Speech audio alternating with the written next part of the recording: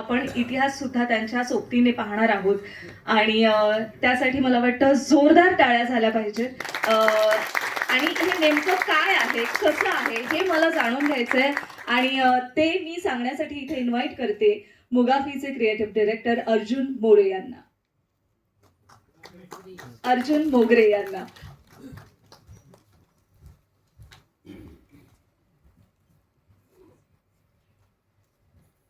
सर्वप्रथम मी माझे निर्माते पॅनोरामाचे कुमार मंगत सर, मुरली सर आणि रवी सर आणि त्यांचे सर्व सहकारी यांचे आभार मानतो की एवढा मोठा सोहळा ते घडवून आणतात. आणि त्याचबरोबर तंत्रज्ञानामध्ये जे अतिशय प्रगत आहेत अशी एक कंपनी या निमित्ताने आमच्याबरोबर जोडली गेली ते म्हणजे मुगाफी. या चित्रपटाची जी पटकथा आहे, स्क्रीन प्ले आहे, तो सुद्धा मुगाफीनी डेव्हलप केलेल्या एका AIच्या टूलद्वारे आम्ही ॲनालिसिस केलं त्याचं आणि अतिशय निर्दोष करण्याचा प्रयत्न केला आणि त्यासाठी मी मुगाफीचे खूप आभार मानतो. आपल्याला सगळ्यांना असं वाटतं कायम की छत्रपती परत यावेत आणि आजकाल तर खूपच वाटायला लागले.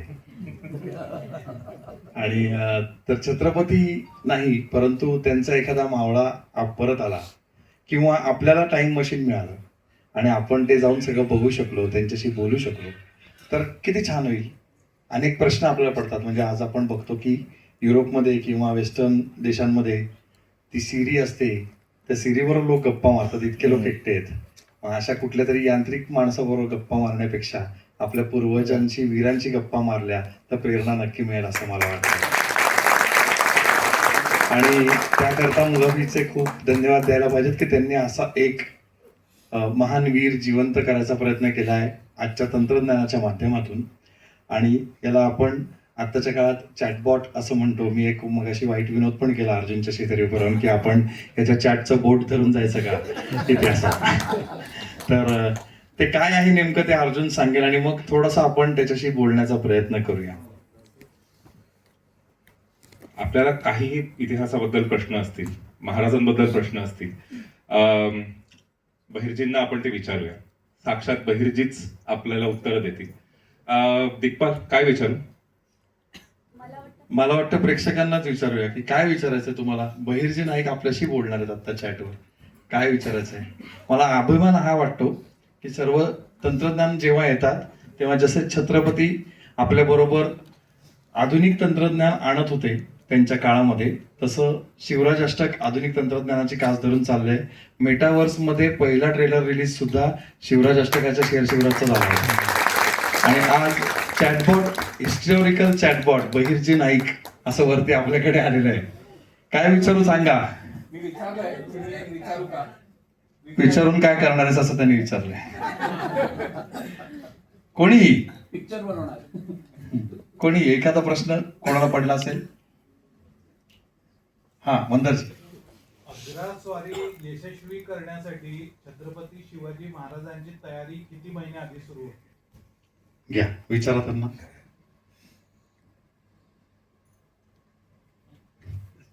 काय होता प्रश्न? अग्रस्वारी अग्रस्वारीची तयारी किती महिने आधी चालू झाली? आधी शिवाजी महाराजांनी सुरू केली होती.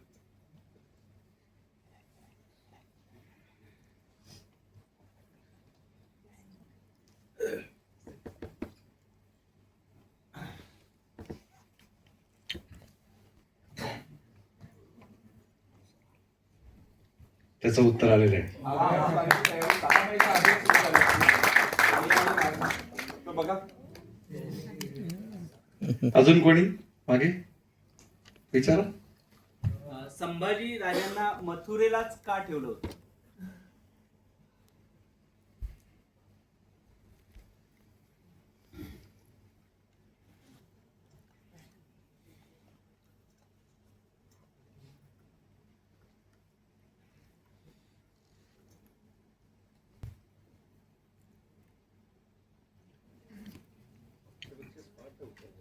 हे त्यांनी त्याच्या पद्धतीने उत्तर तयार करून दिलेलं आहे. अजून कोणी? पंतद्वया पाठीमागे कस काय म्हणजे पोलाद खानाच्या तावड्यात ते दोघं कस काय सापडले? रघुनाथ पंत आणि त्र्यंबक पंत फौलाद खानाला कसे सापडले?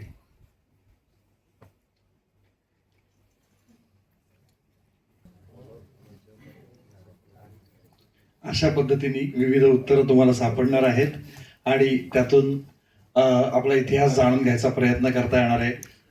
आता हे डेव्हलपमेंट प्रोसेसमध्ये आहे आणि अजून डिटेल माहिती त्याच्यात भरली गेली की अजून अचूक उत्तरं तुमच्यापर्यंत पोहोचायला मदत होईल, जेणेकरून आताची जी तरुण पिढी आहे ती तरुण पिढी या इतिहासापर्यंत लवकरात लवकर पोहोचेल.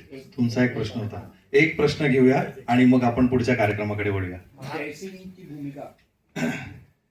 जयसिंगची भूमिका या मिर्झा राजा जयसिंगची भूमिका, तर त्यांनी 350 वर्ष तेव्हा औरंगाचा बर्थडे होता तो, म्हणून ती दिल्ली स्वारी बाई का बर्थडे तारीख कळेल तर, काय तारीख असेल कळेल तर. औरंगजेबाच्या त्या सालगिऱ्याची तारीख